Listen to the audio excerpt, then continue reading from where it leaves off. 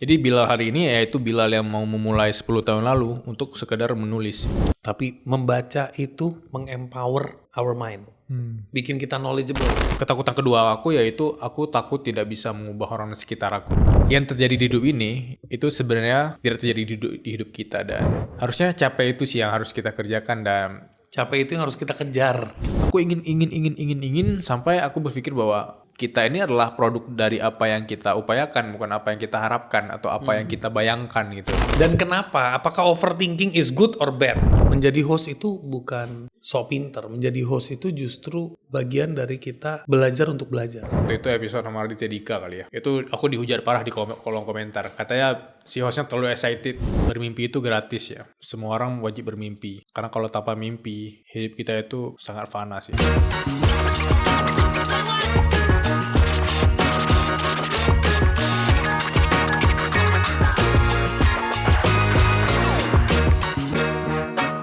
Banyak orang di umuran 20 dan 30-an itu kelihatan baik-baik saja. Tapi sebenarnya mereka adalah orang-orang yang jiwa pretendingnya luar biasa hebat. Dalamnya penuh gejolak, penuh overthinking, penuh ketidakpastian, penuh ketidakjelasan.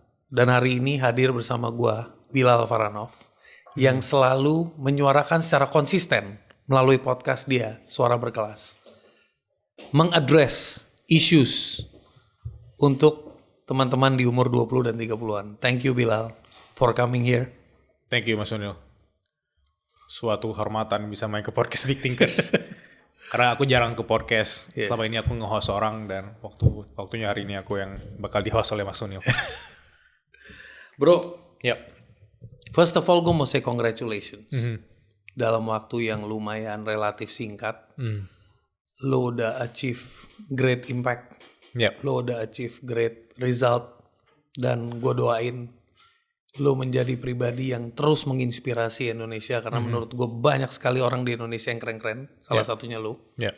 Dan terus bergerak ke visi empowering Indonesia menjadi greater nation, greater people, greater thinkers, and greater doer. Kapan pertama kali sadar hidup itu nggak sesederhana itu, bro? Oke. Pertanyaan pertama yang berat ya. Kapan pertama kali aku sadar kalau hidup itu tidak sesederhana itu ya? Aku ingat ketika aku lulus kuliah ya, which is 3 tahun yang lalu. Itu aku sadar bahwa aku tidak bisa bergantung pada ijazah aku. Aku tidak bisa bergantung pada siapa orang tua aku, siapa dosen aku, dan siapapun orang-orang di sekitar aku gitu. Aku hanya bisa bergantung pada keberanian yang aku punya. Jadi ketika aku merantau ke Jakarta, aku tidak punya apa-apa. Aku tidak punya network, aku tidak punya modal yang besar. Tapi aku cuma punya rasa optimis itu.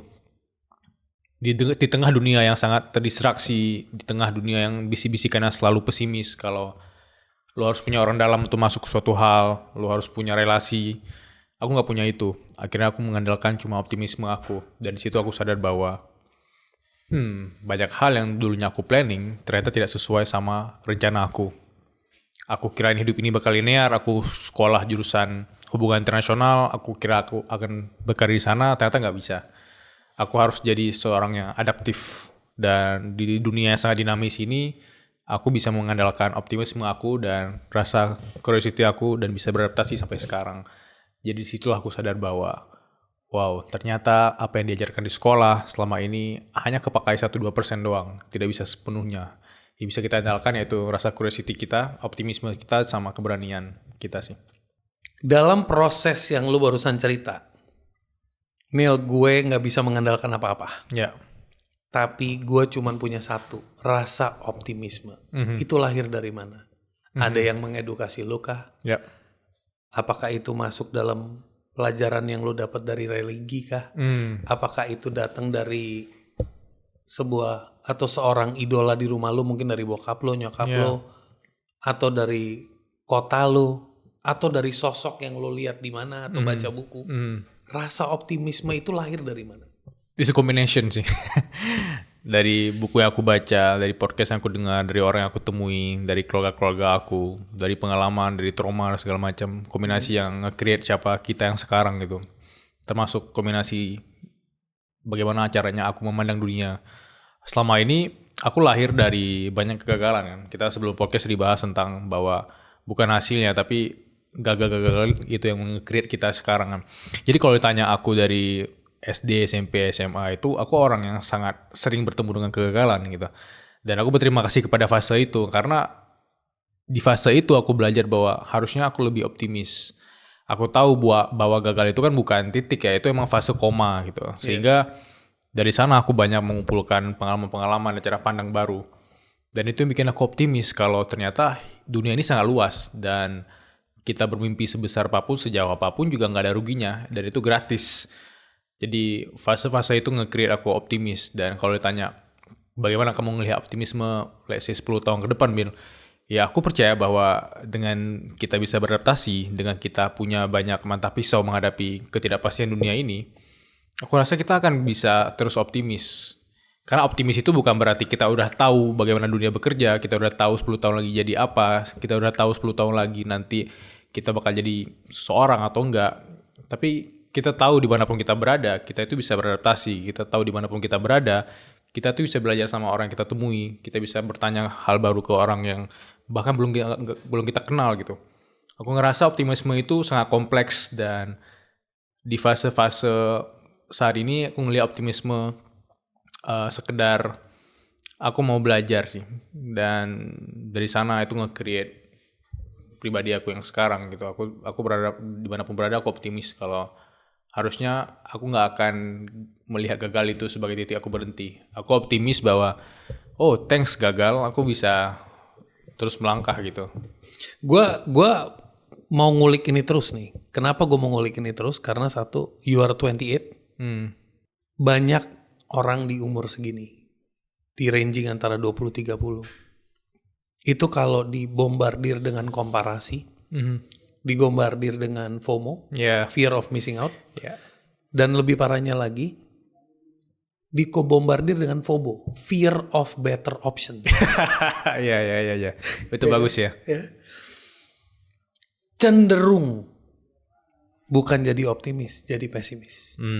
Makanya gue mau gali terus tuh. Kok lu bisa optimis? Dan kalau kita dan mungkin beribu-ribu berjuta-juta orang seperti kita di Indonesia yang punya misi, punya aksi untuk mengedukasi, menginspire banyak orang.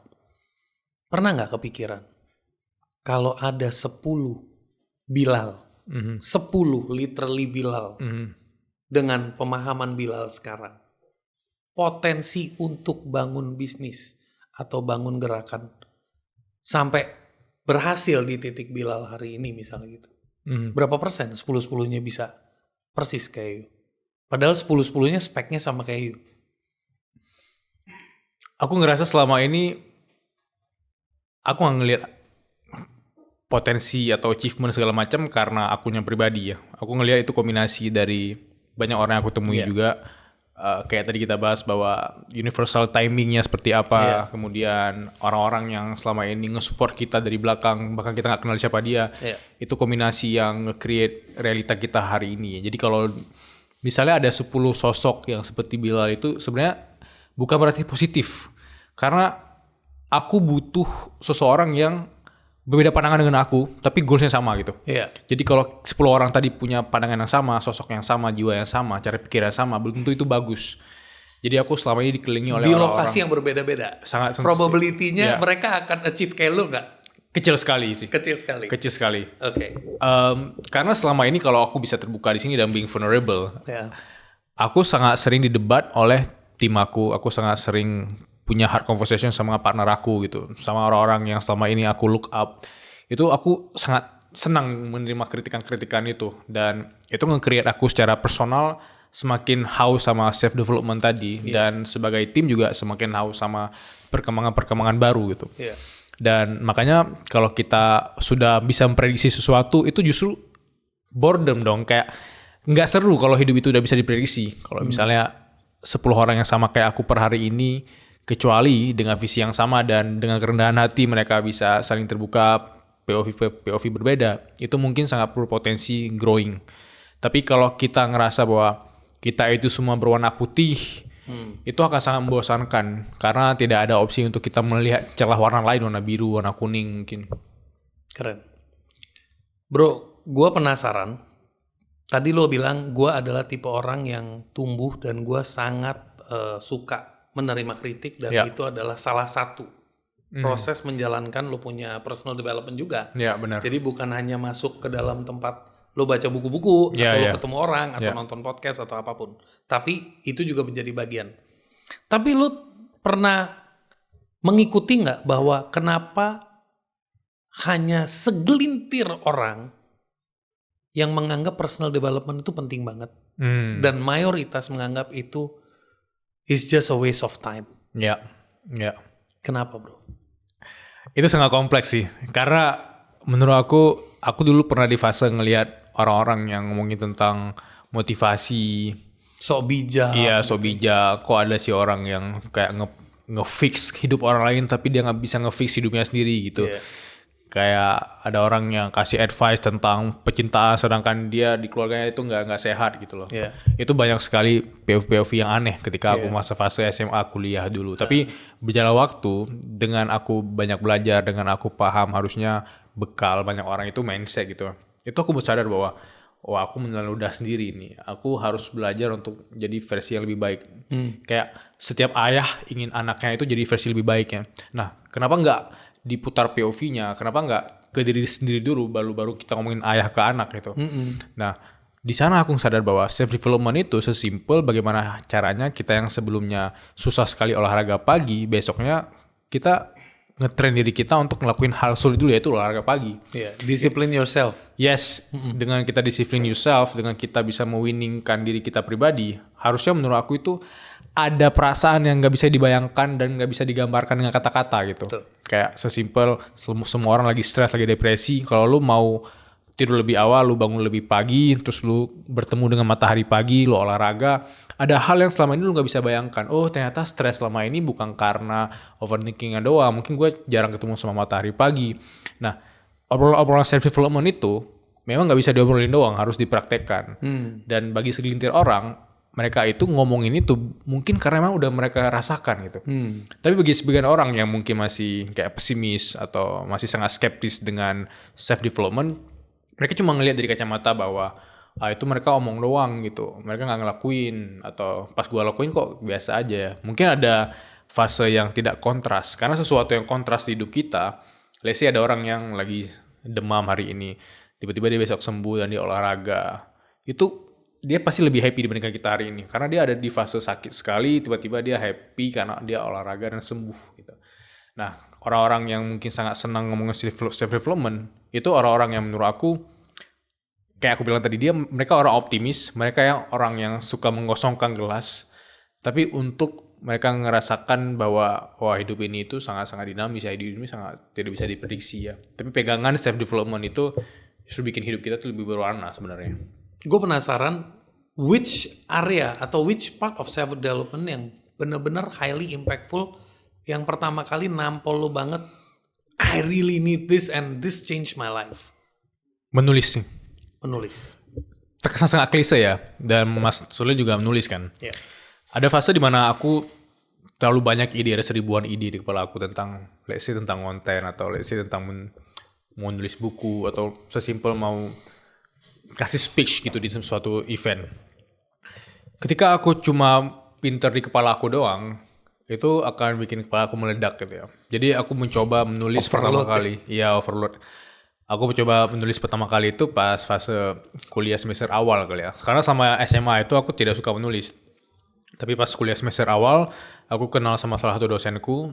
Dia ceritain tentang fase kamu menulis itu sangat-sangat bagus gitu. Dan dia memperkenalkan aku sama Jordan B. Peterson. Kayak aku ngikutin Jordan B. Peterson bahwa dengan kamu bisa nulis, kamu bisa artikulasikan apa yang kamu tulis, kamu bisa storytelling yang bagus, itu pegangan yang kamu akan bisa bawa ke 10 tahun ke depan bahkan. Dan benar ternyata worse gitu.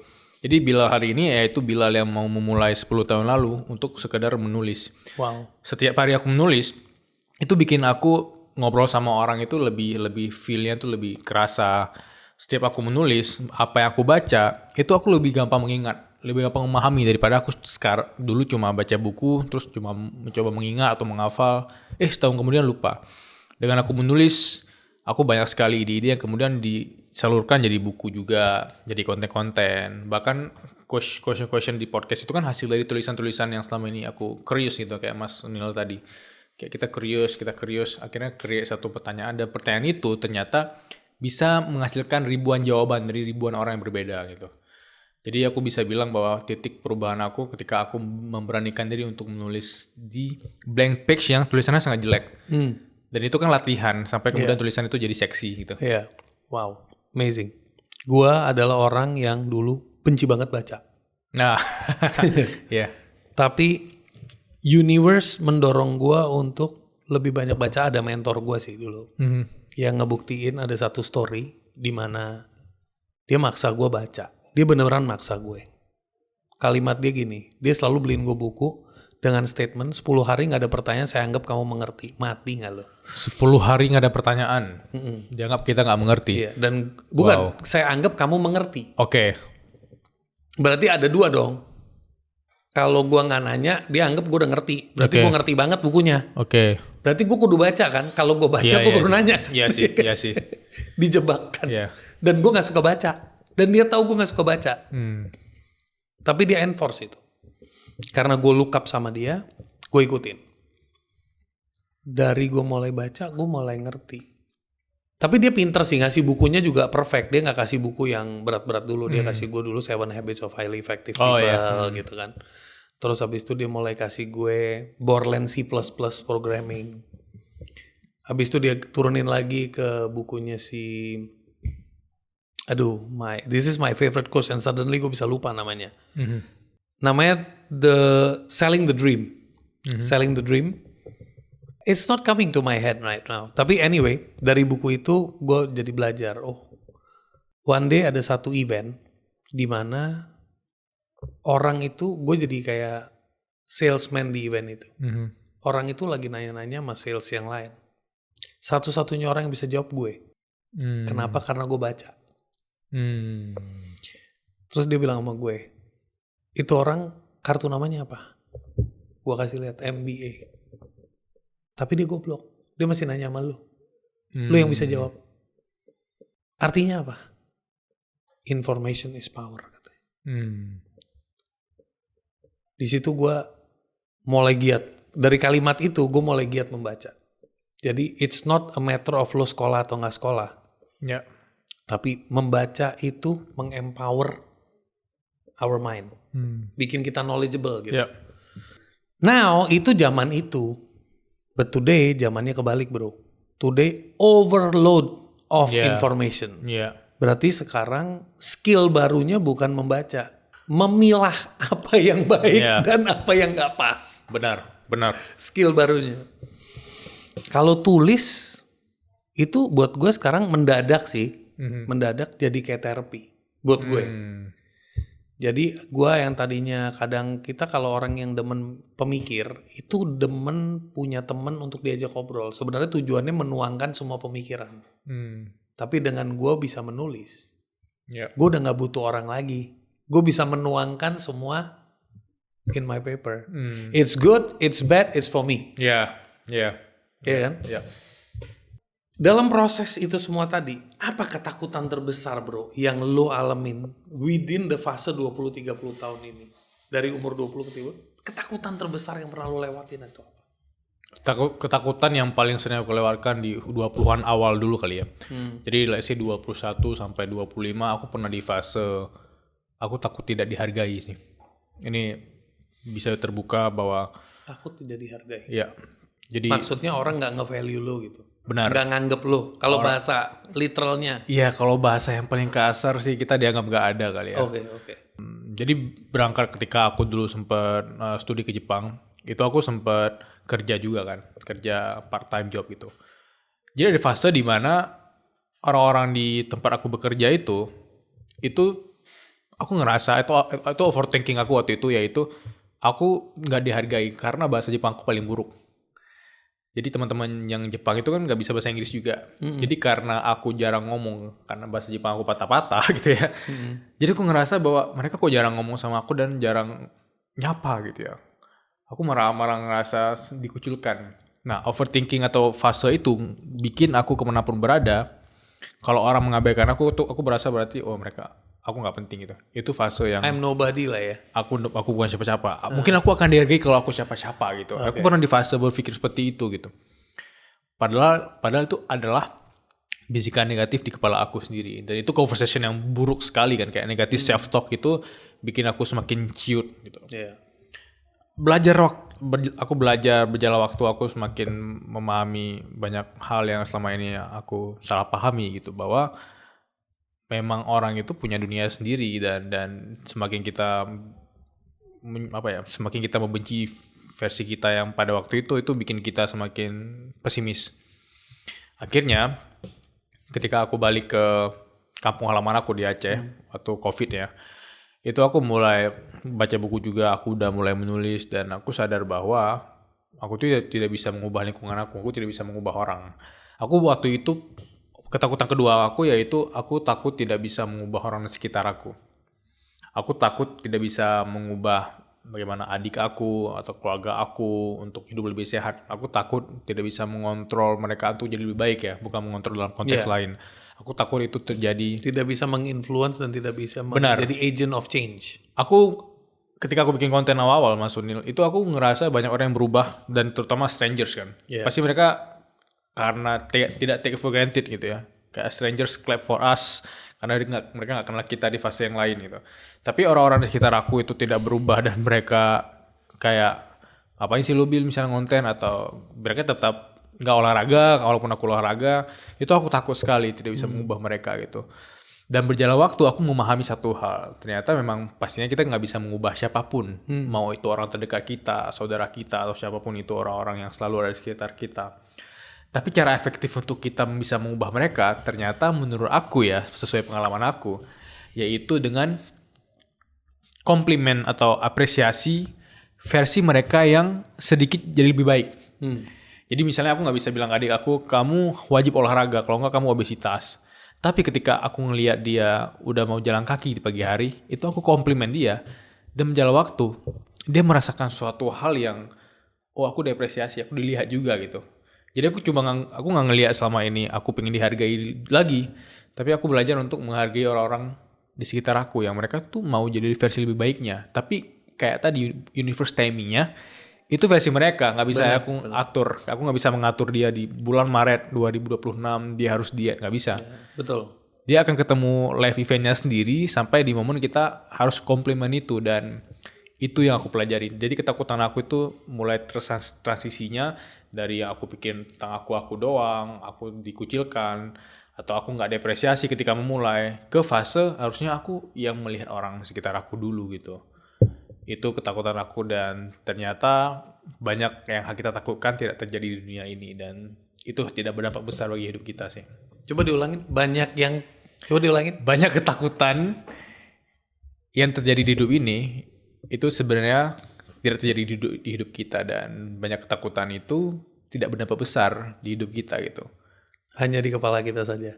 Hanya di kepala kita, dia terus berputar-putar di kepala kita. Skenario yang kita ciptakan sendiri. Iya, dia nge-create suatu film di kepala kita, dan kita terus konsumsi dia, kita terus menonton dia tanpa kita berani untuk mencabut Switch film the channel. itu ya, Yeah. switch channel ya. Iya.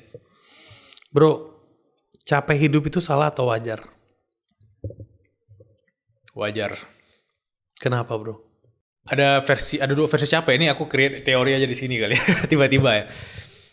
Capek yang kita pilih di awal itu yaitu capek yang memang harus kita terima gitu. Capek yang kita pilih. Makanya high performance people, kayak Mas Sony dan beberapa teman-teman yang aku kenal, itu memang orang-orang yang berani mengambil sakitnya di awal itu. Sehingga pain tolerance mereka itu lebih besar dibandingkan orang-orang satisfying pada umumnya, yang dimana dari awal sudah nggak mau ambil pain-nya itu. Dan memang otak kita diciptakan seperti itu kan, kita nggak mau terbuka sama pain itu sejak awal gitu, sehingga kita memilih jalan yang mulus. Atau cocok loginya yang paling aku sering pikirkan ya. Jadi aku sering ada di fase ketika aku lagi sendiri, aku sering mengambil otak aku keluar sebentar untuk aku pelajarin apa yang aku pikirkan. Jadi aku sering memikirkan bahwa banyak orang-orang yang aku kenal itu sebenarnya sangat berpotensi luar biasa, tapi mereka nggak ada waktu untuk berpikir kenapa atau apa yang ingin mereka kejar. Jadi misalnya ada orang yang berpikir, aku ada waktu 10 menit untuk menentukan karirku. Tapi mereka menjalankan karirnya itu 50 tahun. Jadi berpikirnya cuma 10 menit. Ada orang yang aku kenal memang dia mempelajari. Kayak dia ada waktu 1 bulan untuk mempelajari.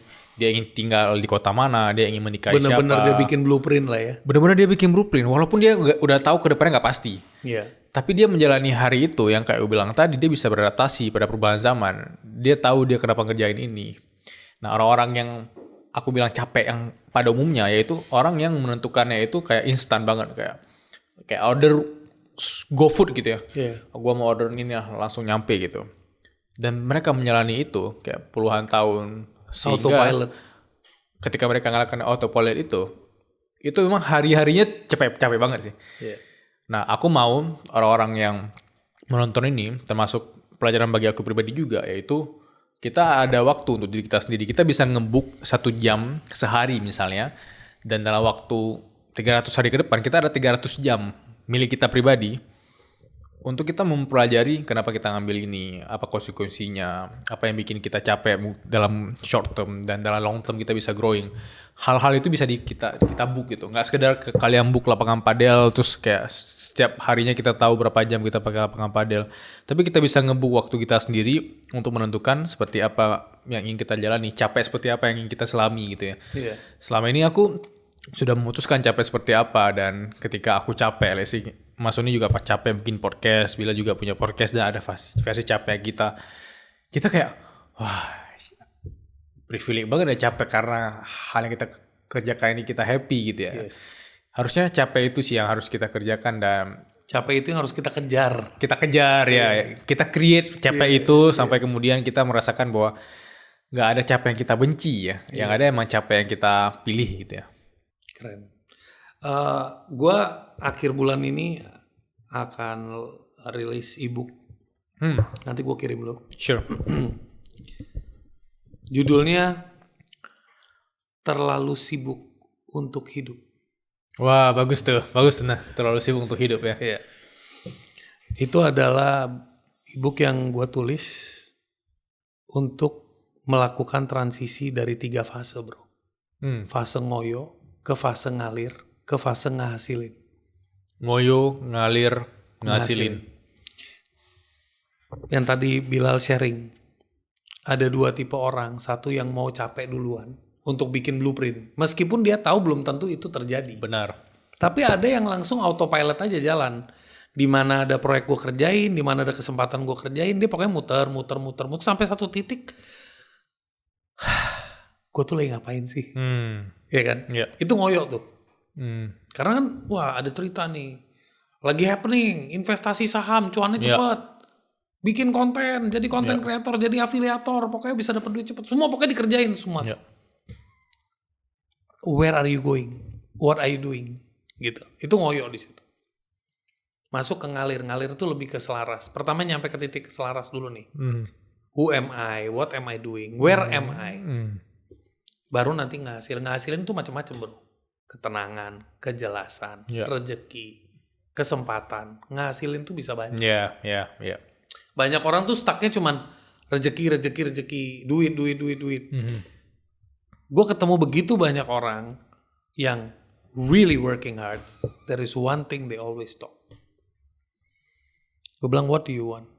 Peace. Gue bilang, it's a complex thing. Pada saat lo bilang I want love and happiness, itu adalah attachment. Pada saat lo bilang I want peace, lo tau itu apa? Detachment. Jadi sebenarnya lo mau tuh apa? Peace, detach. You want love, attach. Dan hidup ini itu adalah belajar the art of balancing between what to detach, what to attach. Ya. Itu di situ equilibrium, itulah gue bilang harmony life. Ya, banyak orang emang mau mengambil banyak hal gitu loh, kayak aku mau A, B, C, D, E, F, G, tapi mereka lupa melepas satu persatu kayak. Iya. Itu yang jadi problem sekarang sih. Kenapa kita overload, kenapa kita overthinking, kenapa kita stres, karena kita mau segala hal di hidup ini gitu. Tanpa kita mau mengorbankan banyak hal yang kita pelan-pelan lepas dulu untuk bisa balance kayak kata Mas Sunil tadi ya. Jadi apa yang udah lo lepas dari 2025 bro, yang gak lo bawa ke 2026? Ini podcaster sejati, dia langsung tahu mau nanya apa nih. Apa ya? Langsung bikin pertanyaan yang tiba-tiba dari pernyataan terakhir aku kali ya. Aku bisa bilang ketika 2025 aku orang yang sangat bekerja keras ya. Orang-orang di sekitar aku bisa ngelihat itu. Aku bisa kerja mungkin weekend juga. Setiap weekend kayak hari kerja juga bagi aku ya. Dan aku kurang mindful di 2025 sih. Kayak bisa jadi aku ketemu sama orang, aku nggak lagi 100% di situ. Dan apa yang aku harus lepas yaitu effort yang sangat tinggi. Aku pelan-pelan tarik sebentar untuk kemudian aku pindah ke 2026 ke versi aku yang lebih tahu aku ngerjain apa. Aku harus tahu fokus aku di mana gitu. 2025 aku terlalu banyak mengiyakan hal-hal yang tanpa aku pertimbangkan seperti tadi. Let's say ada orang yang malam ini mau ngajak ngopi, aku bisa jadi aku bilang, oke, gas. Padahal aku tahu besok pagi aku harus olahraga pagi. Dan aku tahu berpotensi kalau aku ngopi sama dia bisa jadi aku pulangnya telat gitu. Nah, hal-hal seperti itu bikin Domino effects. Yes, aku tidak mindful waktu itu. Ya. Aku bisa memprediksi, cuma aku menganggap bahwa nggak apa-apa kok. Kan masih ada minggu depan gitu. Nah, domino effect tadi itu bikin aku membenci diri aku sendiri gitu. Seriously? Ya, jadi Lu sampai sempat ada rasa itu? itu normal, itu wajar. Itu ada di fase dimana aku menolak eksternal konflik kali ya. Dan itu meng-create internal konflik kan. Betul. Ya, kayak aku malas banget nih dibenci, atau aku malas banget tiba-tiba nanti kalau aku menolak si A, aku menolak relasi baru. Siapa tahu ketika aku aku misalnya dikenalin nih Mas Sunil, ayo Bil, nanti malam kita ngopi. Aku mau kenalin sama si B gitu ya. Padahal aku tahu kalau aku lagi capek hari ini gitu. Tapi aku pikiran aku berpikir, ini kalau aku tolak, siapa tahu aku nggak ada relasi baru dong sama si B gitu. Tapi kesempatannya hilang. Jadi semakin aku sering mengiyakan hal itu justru bikin aku sama aku pribadi itu malah tidak ada hubungan yang baik gitu. Jadi aku dengan batin dan jiwa aku tidak punya hubungan yang baik karena aku melepaskan aku ke sana sehingga aku capek sendirinya. Besoknya malah nggak olahraga. Itu terulang terus. Itu berakar dari aku itu tidak mindful. Aku tidak tahu aku harus ngapain di jam ini. Aku tidak tahu aku fokusnya seperti apa. Dan itu tidak salah sebenarnya. Tapi kalau ditanya apa yang harus aku korbankan, harusnya di tahun 2026 aku lebih mindful dan aku lebih bisa. Aku harus lebih punya conversation yang sehat sama diri aku pribadi. Kenapa aku memilih untuk melakukan itu? Kenapa aku harus ambil ini? Kenapa aku harus melakukan itu gitu? Wow.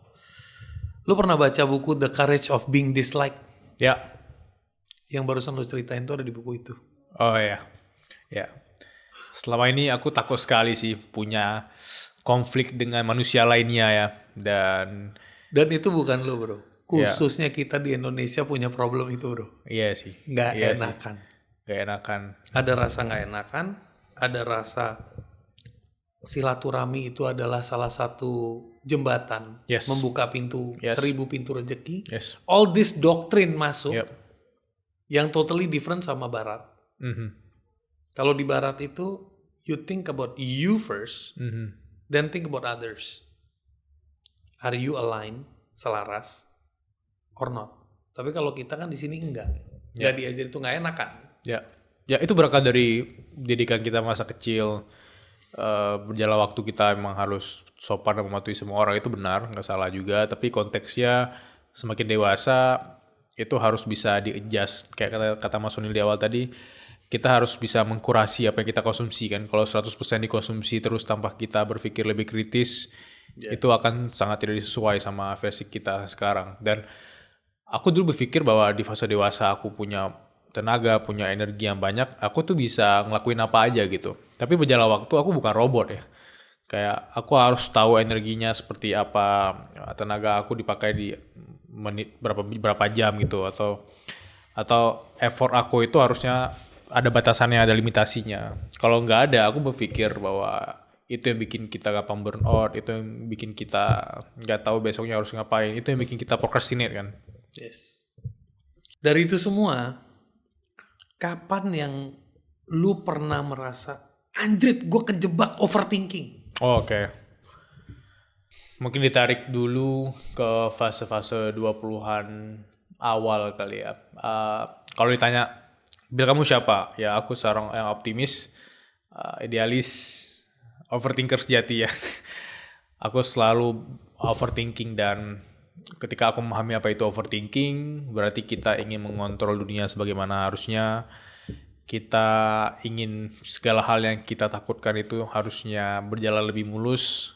Kita ingin apapun yang kita plan itu akan hasilnya sesuai rencana. Dan aku bisa bilang bahwa sesuatu yang kita rencanakan atau kita ekspektasikan sesuai sama apa yang kita ekspektasikan, itu yang bikin hidup itu bukan kehidupan sih. Itu sudah terencana, itu film namanya, bukan kehidupannya sebenarnya ya. Itu skrip yang sudah kalian create gitu. Tapi skrip Tuhan itu atau yang harusnya kita jalani itu emang plot twistnya banyak sekali gitu. Banyak sekali. That's why ketika aku berpikir terus-terusan, aku berpikir hal-hal yang cuma di kepala aku doang, itu bikin aku stres. Dan stres kan bisa berakar dari kayak dua kepentingan yang bertentangan ya, kayak two conflicting desires, yang dimana aku mau olahraga pagi tapi tiba-tiba aku ditelepon atasan untuk berangkat, jadi aku OTW ke rumah atasan atau ke kantor itu dalam keadaan benci atau stres, sehingga padahal aku udah janji untuk olahraga pagi ini.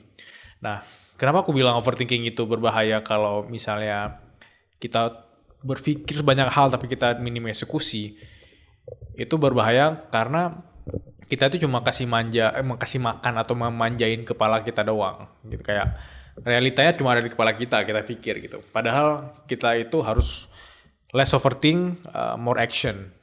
Itu yang aku bilang bahwa itu lebih berfaedah. Misalnya aku kasih studi kasus ya. Ketika pertama kali aku ngonten Mas Unil, itu kan di kepala kita itu anxiety besar sekali. Kayak ntar aku dijudge, aku kelihatan gagal, aku ntar bakal dibenci oleh orang sekitar aku akan ditinggalkan gitu. Nah, gimana caranya agar overthinking itu atau anxiety tadi itu bisa kita buktikan kalau dia salah?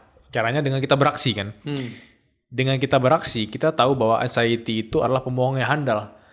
Setelah aku posting, setelah aku berkarya, setelah aku create, kok gak ada yang ngejudge aku ya? Kok aku gak dijauhi oleh teman-temanku ya? Mungkin yang paling realistis cuma postingan kalian gak di likes gitu. Atau kalian mereka gak reline gitu ya. Mungkin itu. Tapi anxiety yang selama ini kalian bayangkan, wah skenario-nya akan hancur sekali. Ketika kalian posting mungkin akan ada orang kata yang dunia, iya, orang akan ngelempar kalian banyak batu gitu. Ternyata nggak ada. Keluarga. Ya, paling isunya kan paling besar itu ya. Benar, tapi banyak anxiety itu terpatahkan kalau kemudian kita beraksi. Justru dengan kita beraksi, hadiahnya itu nggak terduga. Relasi baru, mungkin potensi-potensi baru. Dan selama ini aku overthinking karena aku harusnya dunia berjalan sesuai rencana aku sih. Ketika aku posting, ini harus 100.000 likes. Teman-temanku harus menyukai aku. Ketika aku nge-create, aku harus diapresiasi. Aku ingin sampai aku berpikir bahwa justru kita ini adalah produk dari apa yang kita upayakan, bukan apa yang kita harapkan atau apa yang kita bayangkan gitu. Itu sih, aku ngerasa overthinking itu bisa dilakukan atau dihadapi dengan fase kita lebih banyak beraksi daripada berpikir. Overthinking itu pada umumnya, tadi kan bahas lo nih, Ya. Sekarang kita bahas pada umumnya orang di umur 20-30an tuh datangnya dari mana sih bro? Dan kenapa? Apakah overthinking is good or bad? Ya. Ini nih, gue nanti minta lu jelasin semua nih. Datangnya dari mana? Is it good or bad? If it is good, kenapa? If it is bad, kenapa? Please. Aku ngerasa overthinking itu datang dari skenario yang selama ini, let's say satu aksi. Let's say aku hari ini ketemu dengan Mas Unil. Terus tiba-tiba aku sama Mas Unil ngobrol panjang lebar, dan di akhir obrolan kita aku ngejokes gitu. Dan Mas Unil gak ketawa. Sebulan kemudian, aku berpikir lagi, wah terakhir aku ngejoke sama Mas Sunil, dia nggak ketawa dan kita nggak pernah chatan selama sebulan. Itu aku bisa nge-create overthinking baru. Apakah aku menyentuh hati dia ya? Atau apakah aku menyinggung dia ya, sehingga dia nggak pernah komunikasi lagi? Padahal faktanya, ya emang kita sama-sama sibuk dan kita emang nggak komunikasi aja pada waktu itu. Dan ending kita ketemu terakhir, ya biasa aja nggak ada apa-apa gitu. Tapi aku bisa nge-create dari sebelah pihak gitu. Aku nge-create dari kepala aku sendiri. Dan banyak hal terjadi memang dari kepala kita yang create tadi. Kita nge-create suatu hubungan sama manusia lainnya dan kita menyimpulkan bahwa mungkin dia bereaksi seperti ini, mungkin dia lama balas mungkin seperti ini, mungkin dia cuek balas chat aku karena aku pernah menyatakan suatu hal yang bikin dia tersinggung. Itu lahir dari ketidakpastian. Dan menurut aku overthinking yang paling efektif itu yaitu dengan kalau dua pihak ya manusia itu komunikasi udah pasti. Tapi kalau dari sepihak doang, ya ntar kalau aku reach out ke dia, aku bakal ditolak gak ya? Itu lahir dari ketidakmampuan dan ketidakjelasan identitas diri. Misalnya, kalau ditanya, Bill, apa identitas diri kamu 2026? Aku ada nge-create identitas diri. Jadi ada 50 kata-kata yang aku create di 2026, dan aku pilih minimal satu kata yang menggambarkan aku. Misalnya 2026 tadi mindful. Nah, ketika aku tahu identitas aku siapa, aku kerjain apa, itu bikin aku less overthink. Karena apapun yang terjadi, serangan-serangan dari luar, itu mendefine-nya itu ya dari aku tadi nge-create identitas aku. Udah pasang koridor yang jelas. Benar, selama ini kita tidak punya identitas. Kita misalnya mau keluar rumah nih, tiba-tiba kita jerawatan, terus tiba-tiba ada orang yang ngelihat kita nih. Padahal cuma ngelihat doang. Terus kita berpikir, apa dia ngelihat jerawat aku ya?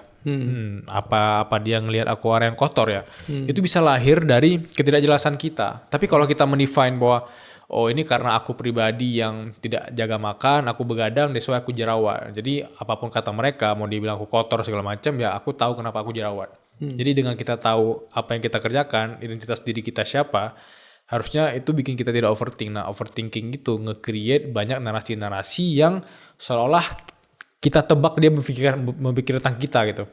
Padahal kita sendiri yang create itu. Kayak aku ngonten, aku bakal dijudge. Aku ketemu Mas Sunil, aku bakal dianggap bodoh. Itu akan terus nge-create.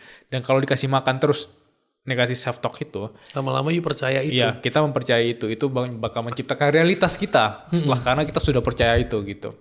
Dan itu momen yang berbahaya sekali sih. When you undervalue yourself, dunia juga akan undervalue kita gitu.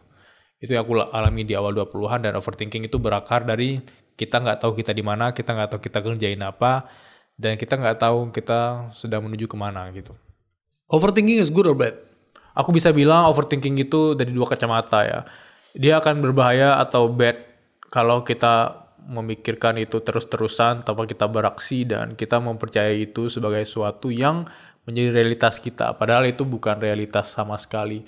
Dan overthinking itu bagus kalau kita ngelihat itu dan kita menyadari bahwa kita manusia, bahwa kita punya pikiran untuk terus memikirkan apa yang akan terjadi ke depan. Dan overthinking itu bagus kalau kita berani mengambil keputusan dari sana gitu. Karena overthinking itu akan bisa terrealisasikan kalau kita mempelajari banyak hal-hal di pengalaman kita sebelumnya, terus kita mengcombine sama pengalaman-pengalaman buruk. Misalnya kayak terakhir aku punya pengalaman buruk dengan si A.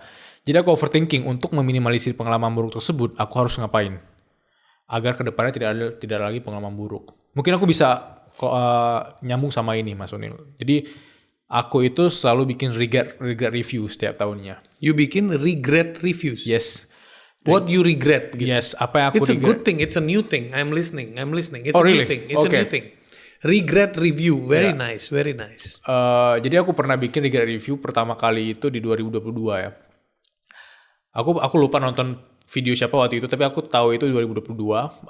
2022 aku ingat. Itu aku bikin satu catatan yaitu Bill, apa penyesalan kamu di 2020 dan 2021 gitu. Aku tulis penyesalan aku terlalu banyak scrolling sosial media atau doom scrolling. Aku tulis penyesalan aku katanya pengen diet. Aku tulis penyesalan aku jarang ke gym gitu. Jadi dengan aku tahu penyesalan aku apa, di tahun berikutnya, 2022 itu aku menulis bagaimana cara simpel aku untuk tidak mengulangi kesalahan itu atau pengalaman-pengalaman buruk itu. Itu aku overthinking. Mungkin aku harusnya seperti ini, aku harus seperti ini.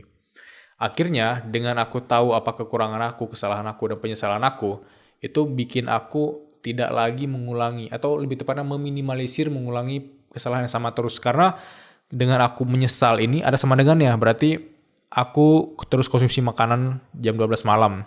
Sama dengan perut aku lebih buncit.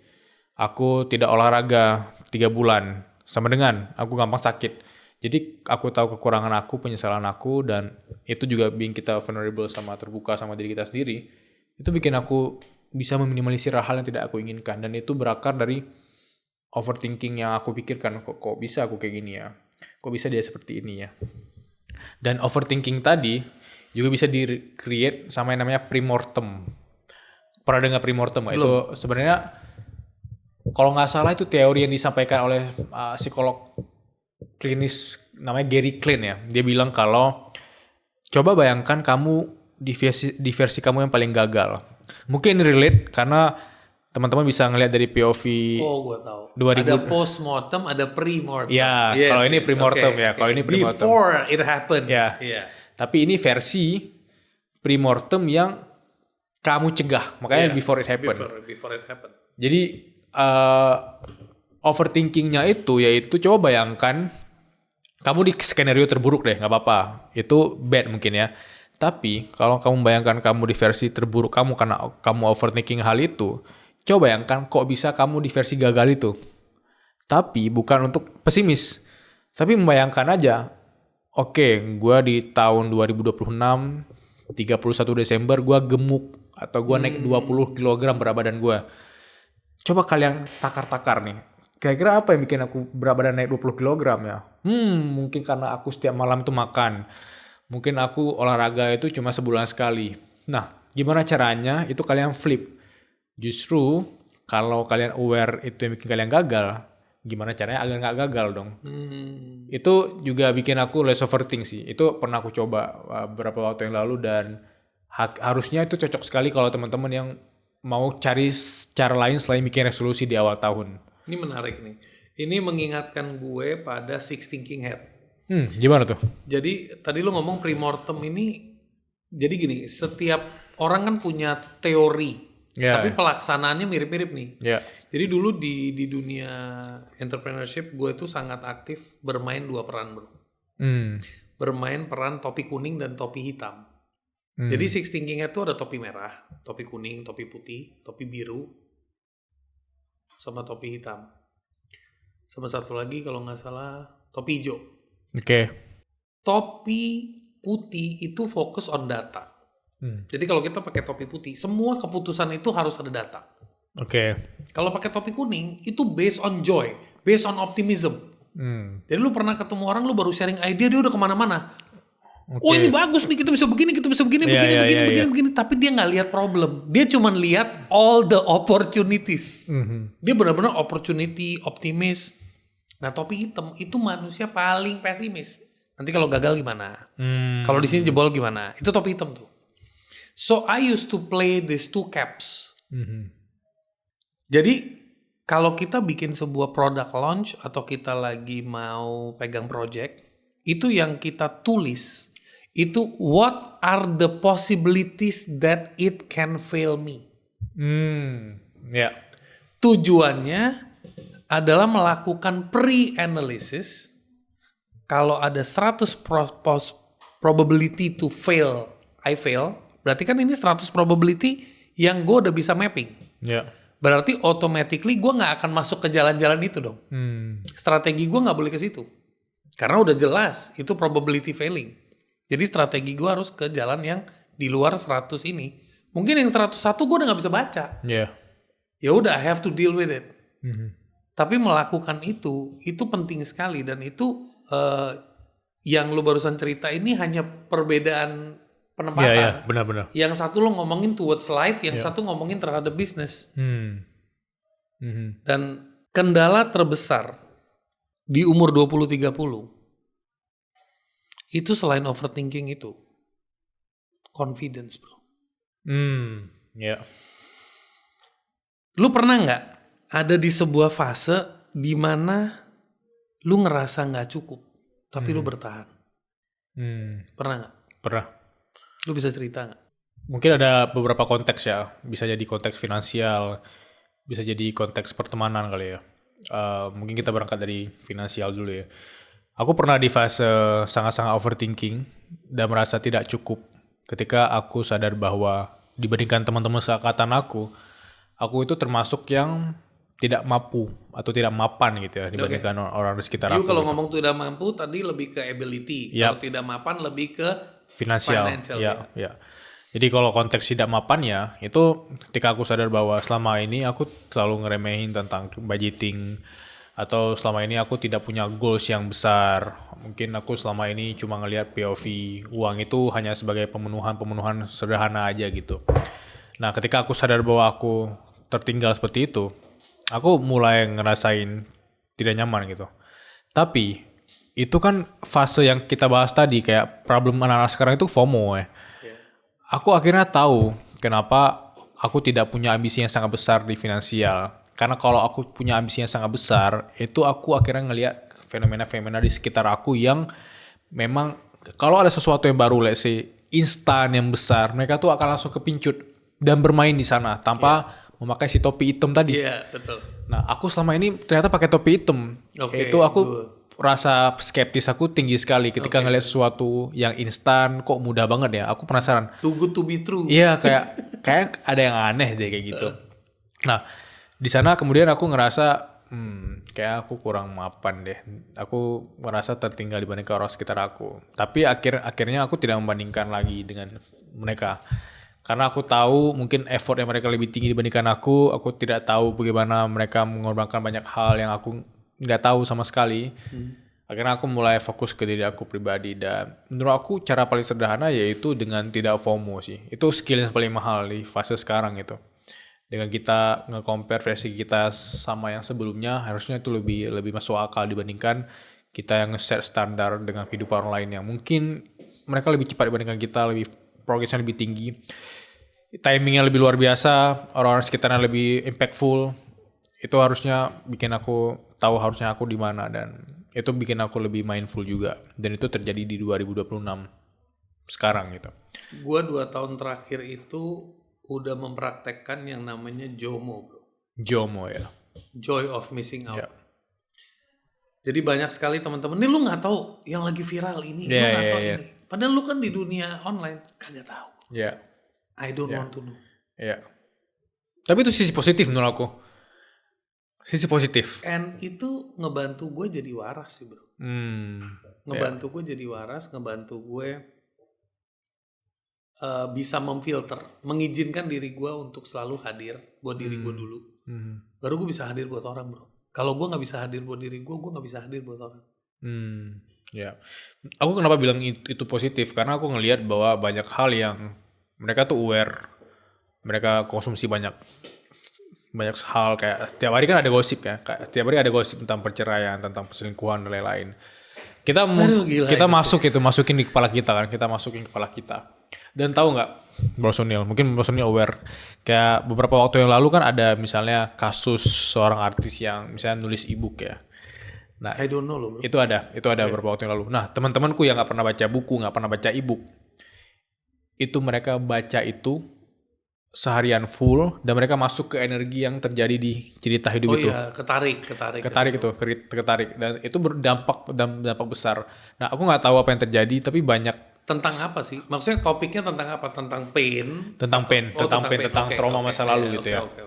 Nah, kenapa aku bahas itu? Karena banyak orang-orang yang menurut aku selama ini nggak pernah baca buku, nggak baca ebook, dan mereka akhirnya lahir karena curiosity mereka kan. Nah, itu harusnya sisi positif kalau mereka menerapkan ke banyak hal yang benar-benar buku, let's say self development dan lain-lain. Tapi ini masalahnya banyak orang yang memperlihatkan karakter mereka, bahwa mereka tuh nggak tahu apa yang mereka kejar di hidupnya, mereka nggak tahu hidup mereka itu harusnya seperti apa, tapi mereka masuk ke kehidupan orang lain, sehingga full energi dan waktunya dihabiskan untuk menelusuri kekurangan, fase-fase buruknya orang lain. Itu yang terjadi di banyak masyarakat kita, aku notice ya, sehingga itu menurut aku sangat-sangat berbahaya. Itu bikin kita tidak punya kejelasan dan bikin kita tidak mindful. Tapi banyak orang yang udah masuk ke sana susah untuk keluar. Makanya orang sekitar aku yang mungkin nggak tahu tentang A, tentang B, justru itu hal yang positif. Karena kamu nggak tahu, that's why kamu sudah mulai tidak masuk ke perangkap itu gitu. Iya. Kayak aku tahu gimana teman-teman aku yang pengen quit ngerokok misalnya. Effortnya merokok tuh untuk nge-quit kan berat sekali gitu. Tapi bagi orang-orang yang mungkin memang dari pertama nggak ngerokok, nggak bisa komentar dong. Karena mereka nggak tahu gimana effortnya mereka untuk quit rokok itu. Justru sisi positifnya ya, lu nggak harus coba kan. Lu nggak harus coba. Tapi lu nggak bisa bilang bahwa lu harus berhenti merokok. Nggak bisa. Karena nggak tahu gimana effortnya orang yang sudah merokok. Nah orang-orang yang tadi mungkin nggak tahu suatu hal atau mereka yang nggak FOMO, itu sisi positif ya lu nggak harus effort atau masuk ke dunia orang-orang yang mungkin ingin effort sekali keluar dari sana gitu. Iya. Makanya dari pengalaman lu itu, dari perjalanan lu itu, lu mulai mengerti ada orang yang berkelas dan ada orang yang perlu ditingkatkan kelasnya. Ya. Kalau Mas Sunil aku tanya, sejak bangun Big Thinkers, fase yang paling overthinking itu kapan dan gimana cara hadapinya? Fase yang paling overthinking. Fase yang paling overthinking itu saat gue mulai fokusnya ke traffic. Jadi ada fase di mana gue ngejalanin podcast for the sake of ya udah yang penting ini adalah medium di mana I am having a conversation. Begitu gue udah mulai masuk algoritma, traffic, view, komen, nah itu udah mulai tuh overthinking tuh. Am I doing it wrong? Bagus. Am I doing it right? If right, nanya beberapa orang, lu nggak cocok Nil nge-host, cara lu bertanya udah kayak, padahal gue nggak nonton podcast luar dulu. Justru gara-gara cara lu bertanya tuh udah terlalu American banget, gini banget, nggak pas nih buat audiens Indonesia, gini-gini. Tapi gue kayak merasa kalau gue bisa have a conversation, berarti kalau lu nyambung sama gue, berarti ada dong orang kayak lu di Indonesia yang nyambung. Jadi kayak angle itu. Jadi overthinking itu selalu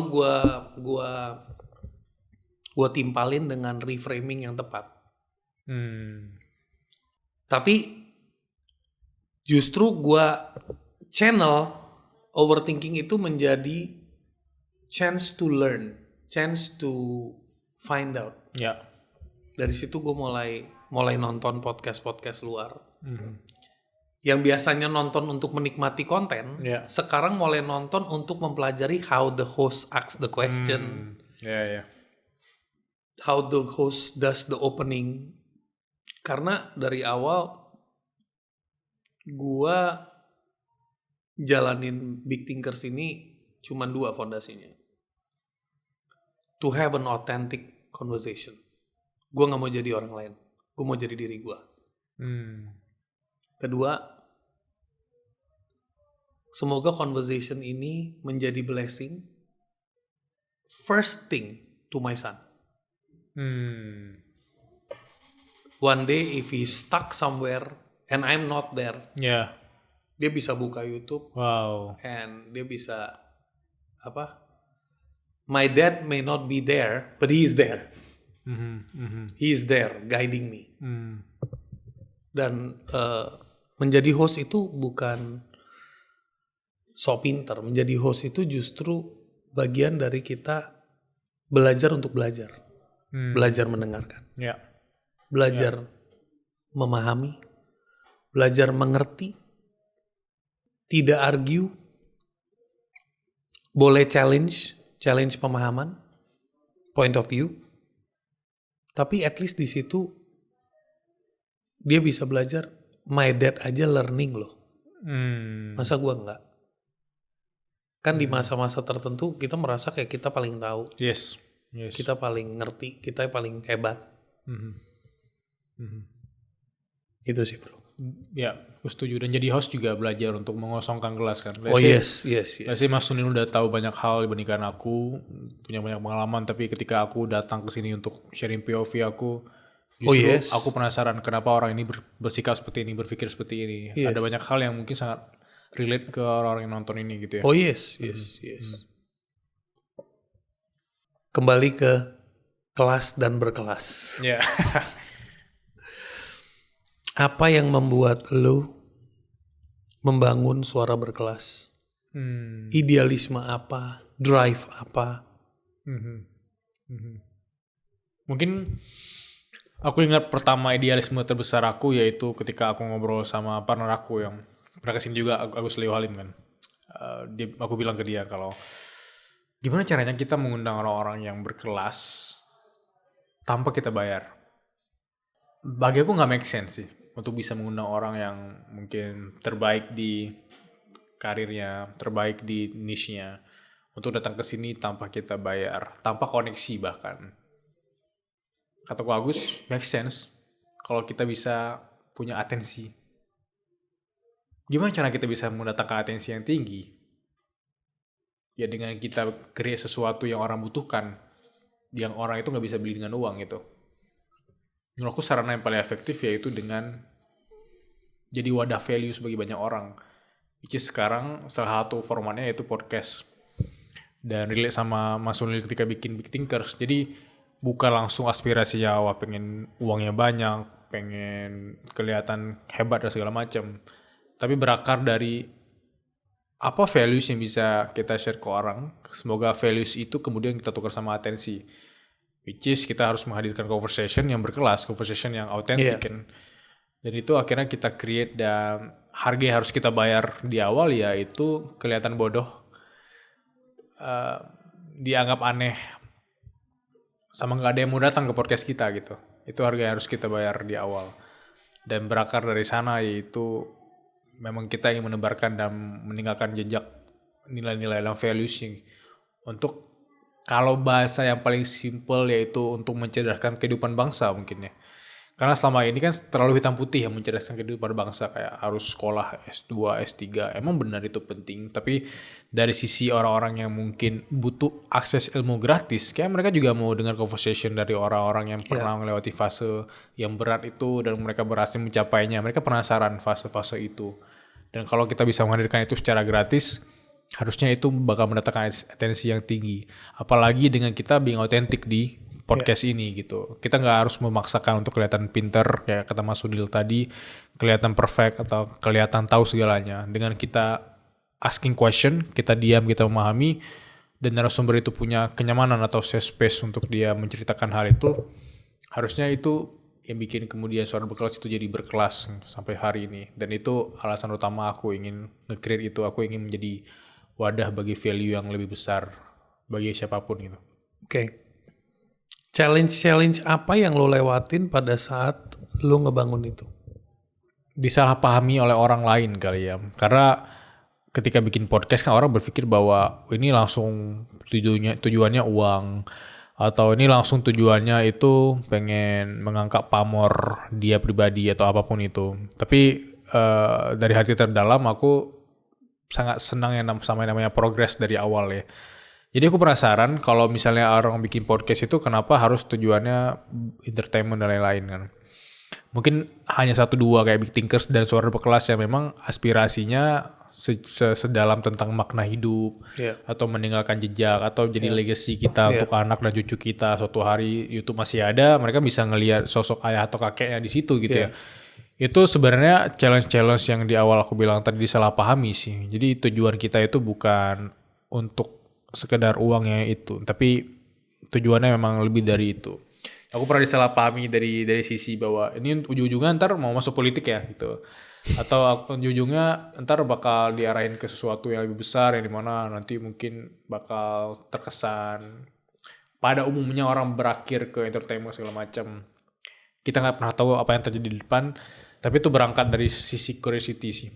Oke. Dan harga yang harus dibayar juga kayak aku bilang tadi. Jadi host itu akan kelihatan bodoh sih. Itu harga yang harus kita bayar. Karena kalau jadi host kelihatan pinter terus-terusan, kita yang akan menggurui narasumbernya jadinya. Jadi dengan kita diam, dengan kita curious, dengan kita being humble ya, itu menurut aku harga yang harus kita bayar. Dan kualitas pertanyaan juga harus ditingkatkan sih. Lu menghandle berapa channel? Per hari ini, aktif. Per hari ini aku bisa bilang ya aktif 17 kali ya. 17 channel. channel, tapi tidak semuanya long form. Yang long form ada 4. Oke. Apa aja? Peran ini aku ngebantu Vlognomic juga. Aku ngebantu TikTok juga. Aku ngebantu salah satu podcast yang nggak bisa disebutin, tapi Belum ya, launch ya, iya, belum launch. belum Oke. launch, ya. Dan Itu yang peran- empat long form. Kalau yang Instagram, yang mungkin orang sering dengar Edutify kali ya. Ada sekelas, ada seuang, terus ada beberapa akun-akun visi-visi kayak nongkrong gitu. iya. Ya. Oke. Dan itu lo bikin dari awal highly strategical atau di awal dari iseng? Karena gini, Ya. dalam menjalankan arena ini, itu gue menyadari bahwa dibutuhkan endurance yang cukup kuat. Ketahanan mental. Karena nothing goes according to your plan. Iya kan? Iya. Lu berusaha, lu learn the algorithm, lu learn the tricks, lu learn everything, but nothing goes to your plan. Semua itu ada kayak fase di mana you put the effort, nanti it pays off. Nah, apa yang lo lakukan ini strategical banget dari awal atau it's more accidental? Strategi pasti ada. Kita bikin strategi juga, kita mempelajari blueprintnya kenapa ini works, kenapa ini nggak works kan dari berbagai studi kasus gitu ya. Makanya aku bilang tadi dari 17 tadi, mungkin yang setahun awal itu bisa monetize paling cuma 7 atau 8 IP ya. Tapi selebihnya itu kita mempelajari kok bisa ini nggak works, kok bisa ini works gitu ya. Nah, berjalan waktu, memang banyak hal yang kita tahu di hidup ini, bahkan orang yang hebat aku kenal, sebenarnya mereka nggak tahu mereka mau ngerjain apa kan. Tapi mereka tetap eksekusi aja, mereka tetap bikin blueprintnya. Berjalan waktu, mereka belajar gitu.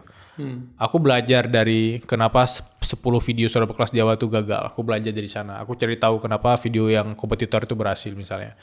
Aku pelajarin dari sana dan berjalan waktu masih belajar sampai hari ini. Dan bonusnya itu ya tadi views, engagement, atensi gitu. Tapi aku bukan orang yang 100% berjalan sesuai plan. Tapi aku maunya ada effort untuk menuju plan itu gitu.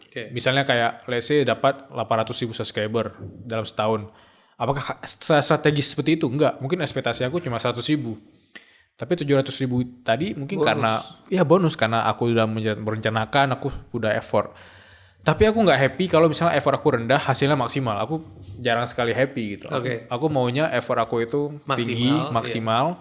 Hasilnya rendah atau apapun itu aku belajar dari sana. Aku belajar dari gagal tadi. Jadi aku bukan 100% tipe orang yang strategik sekali. Aku bisa bilang aku strategik tapi tidak besar sekali di sana. Aku juga adaptif ketika ini gagal aku coba deh. Kalau ini worse aku makin evaluasi gitu. Good. Gimana lu meng-hire tim?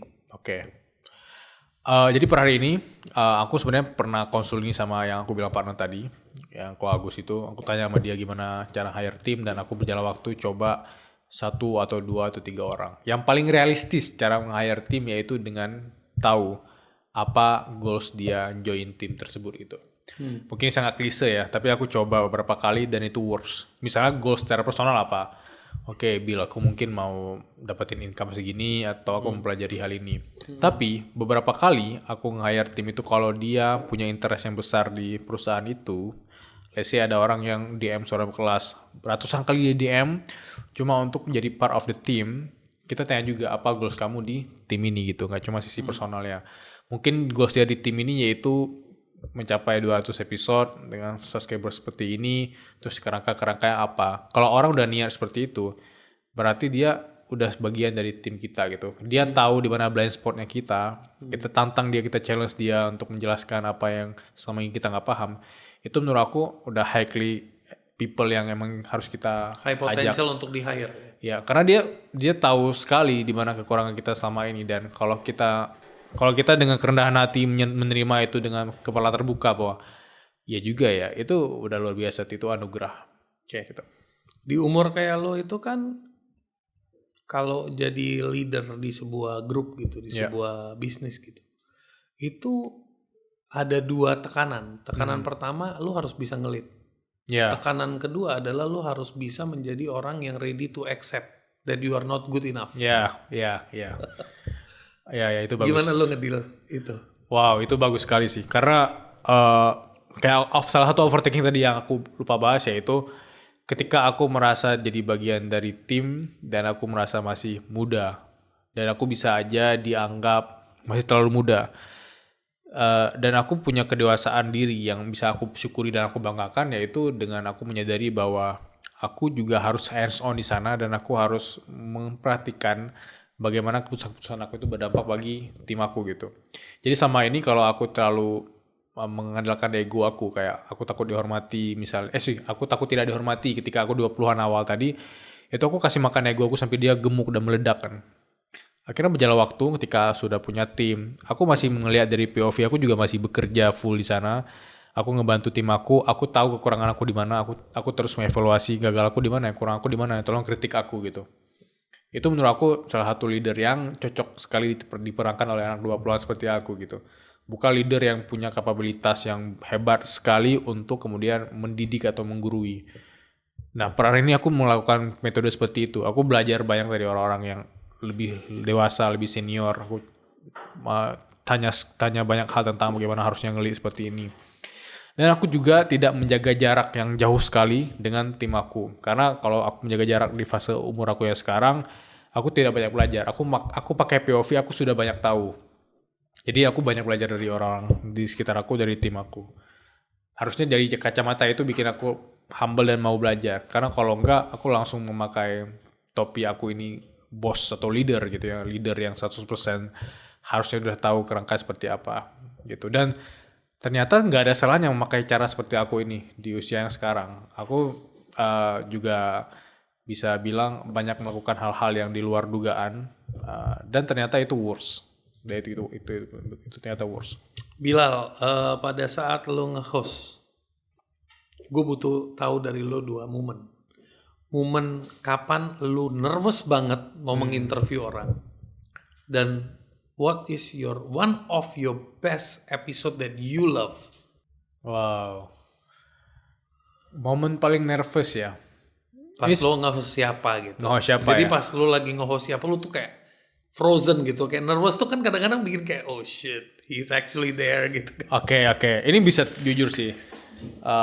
Dan kalian bisa nonton episode itu. Aku kayak belum terlalu mature untuk nge-host itu. Jadi waktu itu episode sama Raditya Dika kali ya. Oke. Itu aku dihujat parah di kolom komentar. Katanya si hostnya terlalu excited.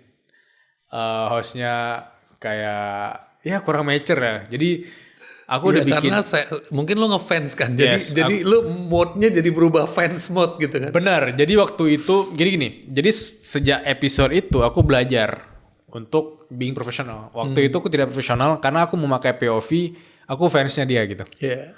Aku ikutin dia, aku ngefans sama dia. Jadi aku mau nanya apa aja gitu. Dan akhirnya aku tanya kritikan itu ke tim aku. Sampai dikritik sama tim aku. Katanya, iya Kak Bila tadi lu kayak terlalu excited deh.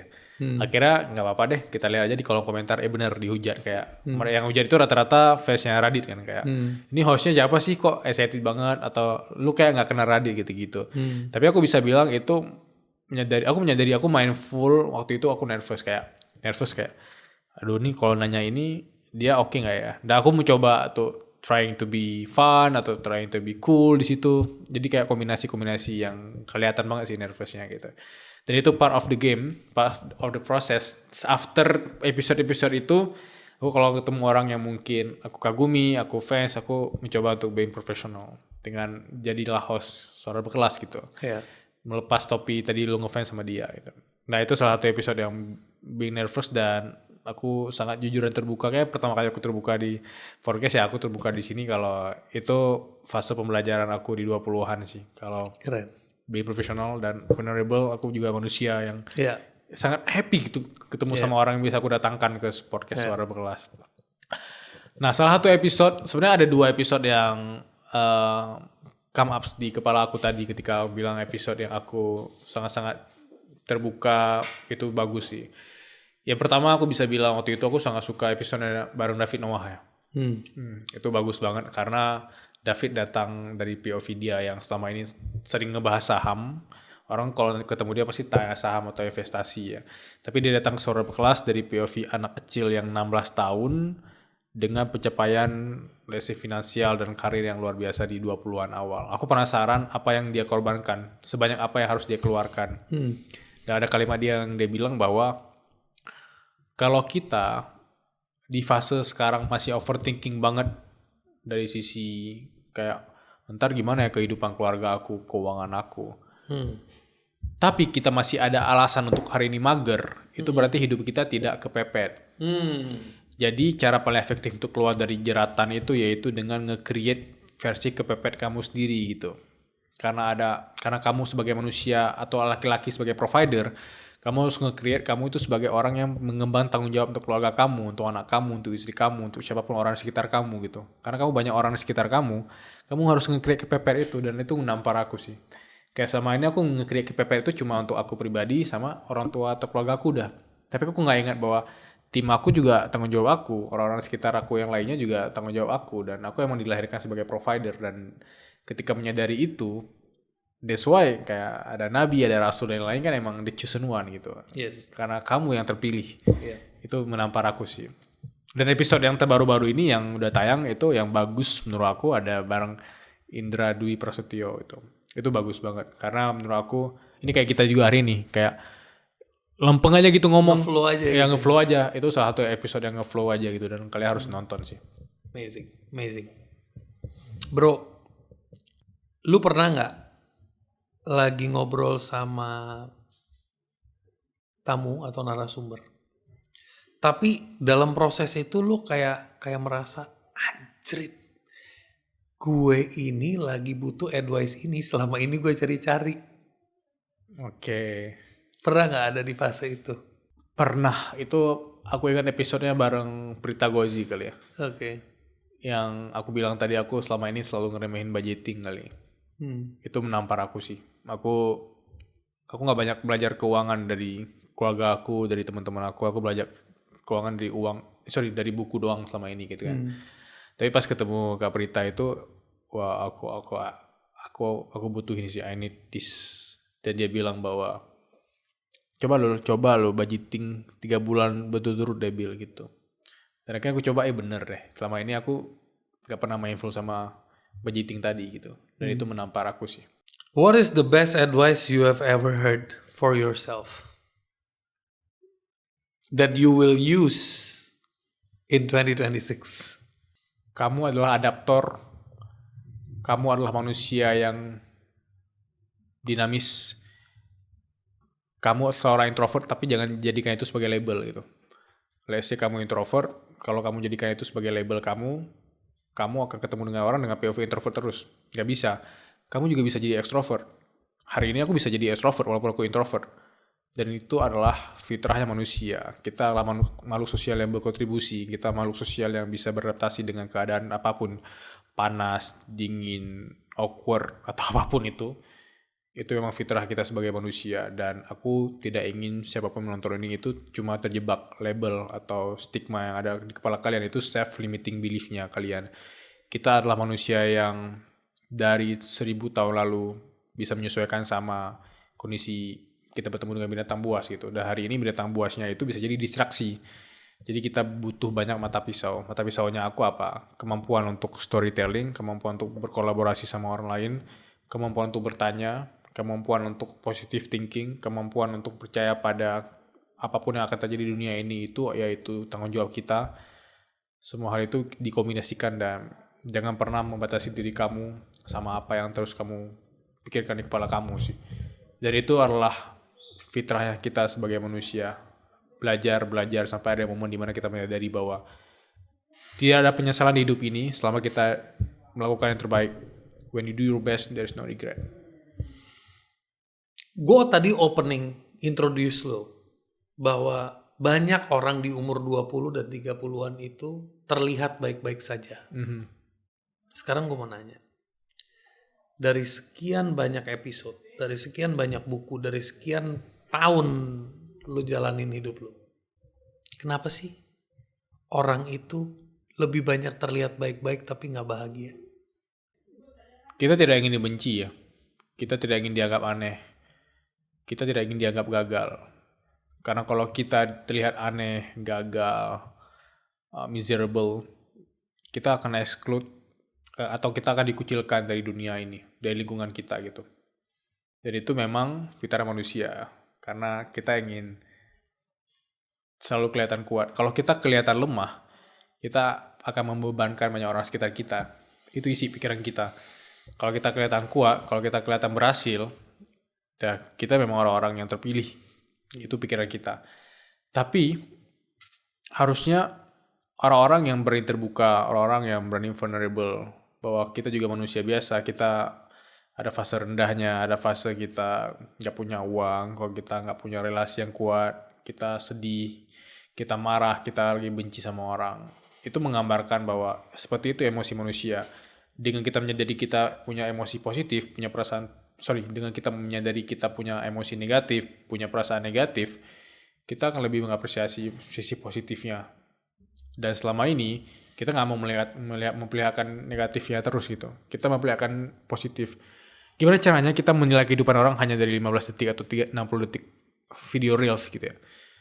Padahal di balik itu kan ada ratusan jam yang nggak kelihatan, ratusan jam effort yang banyak dihabiskan bersama keluarganya, teman-temannya gitu.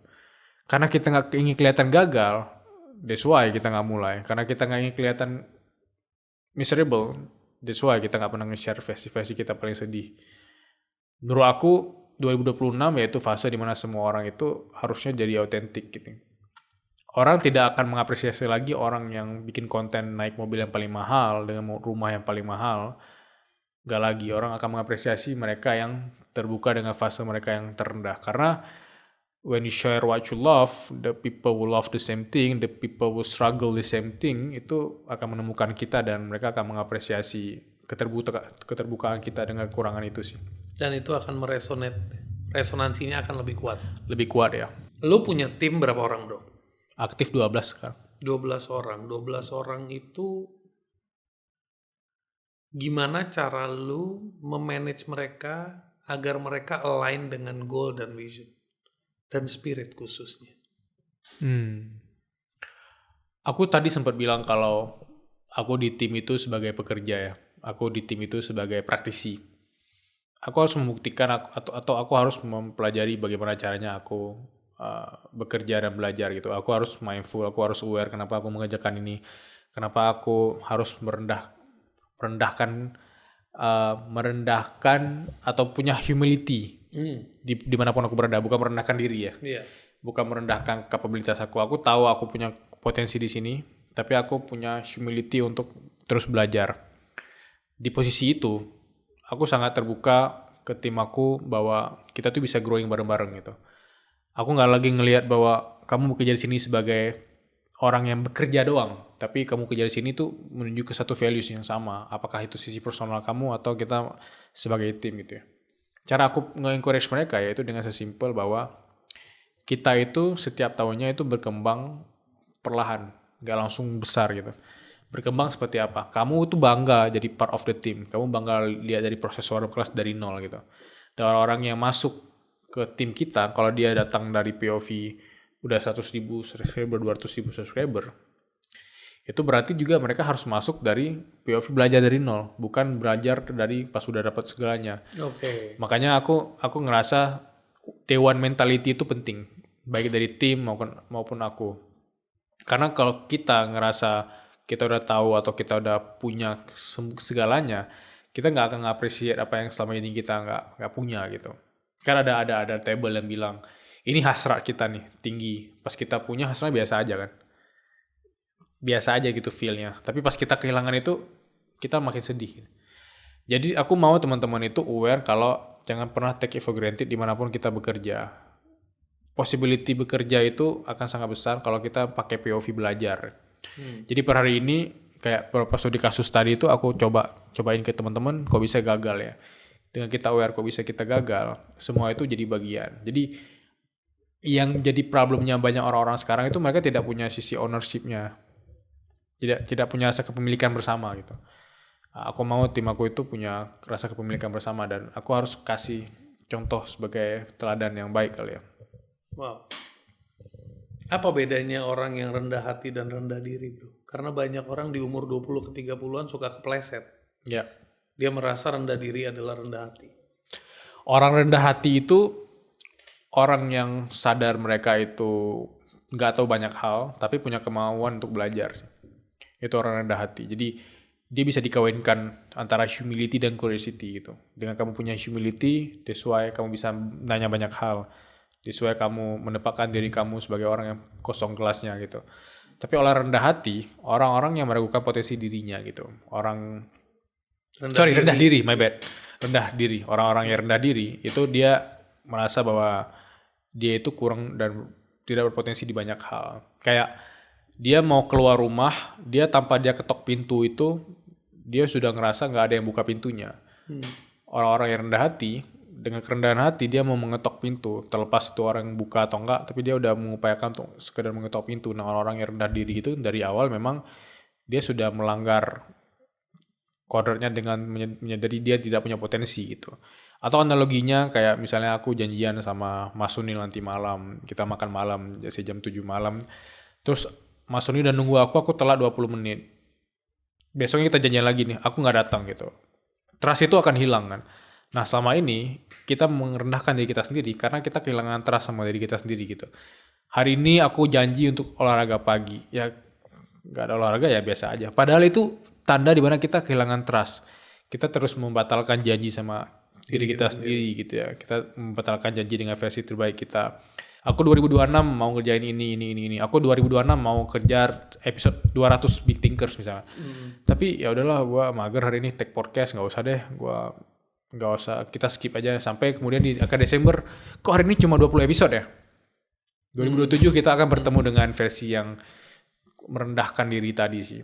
Karena kita tahu kita punya potensinya, tapi kita ngeremehin kapabilitas kita. Itu bedanya rendah hati sama rendah diri. Rendah hati kita tahu kemauan kita, potensi kita, dan kita being humble untuk mau belajar. Rendah diri kita sudah meremehkan dari awal bahwa kita itu nggak punya potensi apa-apa, dan ketika peluang itu datang kita langsung menolak.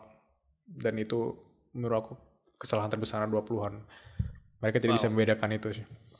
Jadi kalau orang yang rendah diri itu kebanyakan orang yang sering melakukan self-sabotage. Yes. Sabotase diri. Sabotase dirinya sendiri. Tanpa dia sadarin. Ya, kayak aku bilang tadi, anxiety itu ada, tapi ketika dia rendah diri, dia kasih makan anxiety dan ya udahlah, karena gue tahu skenario buruk sekali, ya gue nggak kerjain apa-apa sih. Mending gue nggak kerjain apa-apa daripada gue gagal kan. Satu kalimat buat yang lagi capek hidup, bro. Ada orang yang lebih capek dibandingkan kamu, tapi mereka nggak sengeluh kamu gitu ya. Pesan paling jujur dan berkelas buat penonton Big Thinkers dari Bilal Faranov. Bermimpi itu gratis ya. Semua orang wajib bermimpi. Karena kalau tanpa mimpi, hidup kita itu sangat fana sih. Karena tujuan kita dihidupkan di dunia ini memang untuk berkontribusi bagi siapapun. Sesimpel satu orang. Kalau kita bisa berkontribusi dan menginspirasi, bahkan ketika kita nantinya meninggal, aku rasa itu makna hidup yang sebenarnya gitu. Terlepas apapun pekerjaan kalian hari ini, kalian akan meninggalkan makna dan kalian akan berterima kasih dengan effort yang udah kalian upayakan di hidup ini. Thank you, Bilal. Thank you, Mas Sunil.